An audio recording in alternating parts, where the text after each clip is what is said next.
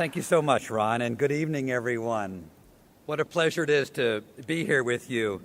And I thought this evening I would just take a few moments to tell you what I knew about George White, some of his legacy, and most importantly, share some of the great images that I think will help you understand this wonderful man that George was. I'm told that he actually came to Washington as a teenager from Cleveland and wandered around the city for a couple of weeks while staying with an uncle, wandered around Capitol Hill, really not knowing that years later he would be the 9th architect of the Capitol. As Justice O'Connor said, he was appointed by President Nixon in 1971 and served as the 9th architect for nearly 25 years. And here he is being sworn in by Justice Potter Stewart. And this is a great photograph of George in 1995, the year he retired. He was known for his intellectual pursuits, but also known for his curiosity. George was a curious man, and he tinkered with everything. He was a registered architect, a fellow in the American Institute of Architects, and this is extensive background in his MBA and his law degree and his dual degrees in electrical engineering, I think, prepared him well for the challenges, and I do mean challenges, that would arise as architect of the Capitol. This position is a presidential appointment and confirmed by the Senate, and George served under 6 presidents during his tenure. You can see him here with President Nixon, and you can see that $1 million smile George had right here with President Carter. More of that ever-present smile and disarming countenance that George had that allowed him to talk to anybody and get along with anybody and develop those really important relationships that are necessary for work on Capitol Hill. And here he is with President Ford in 76 and President Clinton in 93. And there you are, Suzanne, as well, with him.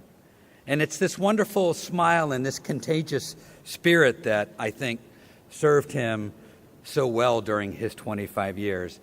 And he got so much done.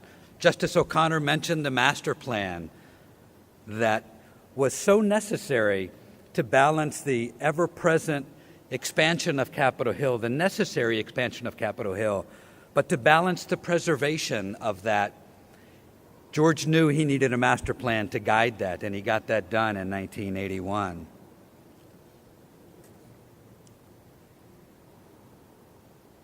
One of the 3 major federal office buildings that George was responsible for here, the James Madison Memorial Building for the Library of Congress, a couple of million square feet in and of itself. And George was responsible for the addition of 3.5 million square feet to the Capitol complex during his tenure. And that's pretty significant. George was a curious guy. He loved cars and machinery, and if there was a bulldozer, by golly, he was going to drive the bulldozer.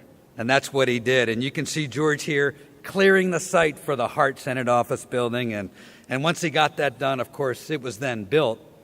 But George loved to tinker, and he was always involved in machinery and wanted to know how things worked and enjoyed that kind of pursuit. And here's the Thurgood Marshall Federal Judiciary Building, a great public-private partnership and a wonderful idea that George brought to the Capitol campus. Ron mentioned some of the boards that George was involved with, and here he is. The architect has a statutory position on the D.C. Zoning Commission and the Board of Zoning Appeals, and George did that work himself in addition to about 10 other boards that he served on. And no one could figure out where he found the energy and how he got it all done, and contributed so much. He was like the Energizer Bunny. Not only did he love those bow ties, but the louder the plaid sports coat, the better for George. And here's one of the loudest ones we could find. And you hear his children chuckling. They know what I mean. George loved a loud plaid sports coat. And here he is in 74, laying the cornerstone of the Madison building.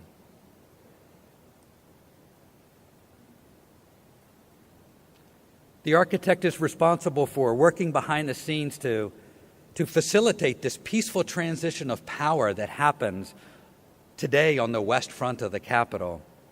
It doesn't happen in every country. It's such a special event. And today we're working to enable the 57th presidential inauguration on the west front. But when George was architect of the Capitol, it was on the east front. And it was George's idea that he pitched to the Congress, a prescient idea that we're going to need to move this to the west front of the Capitol. And that's exactly what we did. And look how fortuitous that idea was. Look at the millions of people that were here for President Obama's inauguration. That could have never happened. And George saw that. He was a visionary. He could see out into the future like that.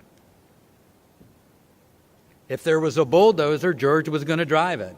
If there's a ladder, George was going to climb it. And here he is, Justice O'Connor mentioned, climbing up to the top of the Statue of Freedom atop the Capitol dome.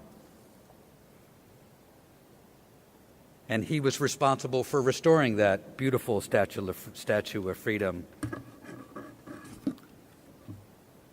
And he often told the story that when he hired this helicopter to take the Statue of Freedom off, bring it down on the east front of the Capitol, he had purchased a one-way ticket to Mexico. Because if he dropped it, he knew that was the end of him as architect of the Capitol. And no, he was not flying that helicopter, but you know he wanted to, and he was thinking about it, because that's the kind of guy George White was. It was George's idea, this new Capitol Visitor Center. George understood, and he was a visionary, and understood that the millions of people that came to the Capitol building, today nearly 2.5 million people a year come to this People's House. He understood that that was going to grow and grow and grow, and that people standing outside in line for hours to get into their Capitol building is not an experience that's sustainable. So it was his idea and planning. And the 10th architect of the Capitol was able to get that done. And we opened the doors to that Capitol Visitor Center in 2003.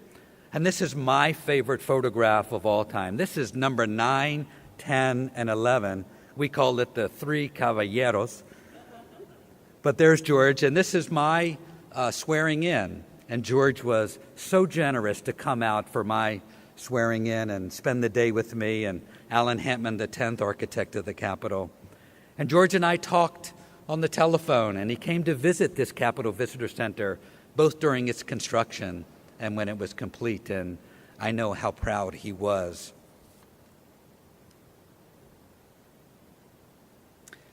As George reflected back on his own career as architect of the Capitol, he remarked that he wanted to be remembered as someone who brought integrity into the process and someone that made a contribution to our nation's history.